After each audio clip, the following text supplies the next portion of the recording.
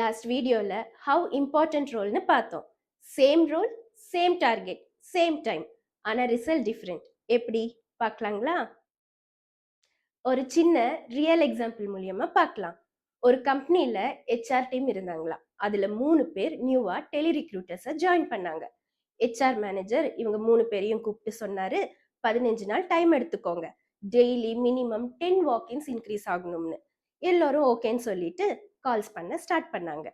Then 15 days முடிஞ்சிருச்சு. Now consider that 3 persons has A, B and C. A and Bக்கு expected result வரல. C personக்கு மட்டும் walk-ins வந்துட்டே இருந்தாங்களாம். A and B கேட்டாங்களா இது எப்படி பாசிபிள்னு. அதுக்கு C சொன்னாங்க, ஆஃபீஸ் முடிஞ்ச அப்புறம் ஒரு 1 hour எக்ஸ்ட்ரா ஸ்பெண்ட் பண்ணேன்னு. என்ன பண்ணேன்னு கேட்கும்போது இந்த மாதிரி பாம்ப்ளெட்ஸ் இஷ்யூ பண்ண, பீக் டைம் அண்ட் பிளேசஸ்ல ஆல்ரெடி வந்த கேண்டிடேட்ஸ் கிட்ட ரெஃபரன்ஸ் எடுத்தேன்னு சொன்னாங்களாம். அதுக்கு ஏஎன்பி என்ன சொன்னாங்க தெரியுமா? தென் நம்ம கொடுக்குற சேலரிக்கு மேல எக்ஸ்ட்ரா ஒர்க் பண்ணணுமா, நம்ம பாக்கெட்ல இருந்து எக்ஸ்பென்சஸ் வேற பண்ணணுமான்னு கேட்டாங்களாம். அதுக்கப்புறம் அவங்க வேலையை பார்க்க போயிட்டாங்க.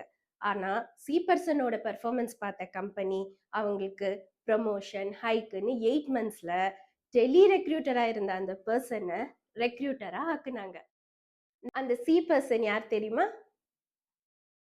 நான் தான். Yes, Mamata MC from Tele-Recruiter to founder, managing director of Sarathi Groups. So, மறுபடியும் சொல்றேன், பொசிஷன் மேட்டர் இல்ல, மைண்ட் செட் தான் மேட்டர். வெயிட், இதெல்லாம் அக்செப்ட் பண்ண முடியாதுன்னு எனக்கு தெரியும். நீங்க யோசிக்கிறது எனக்கு புரியுது.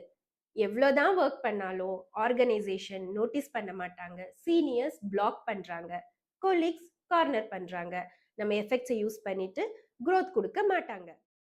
இதெல்லாம் ரியலா நடக்கும். I understand that.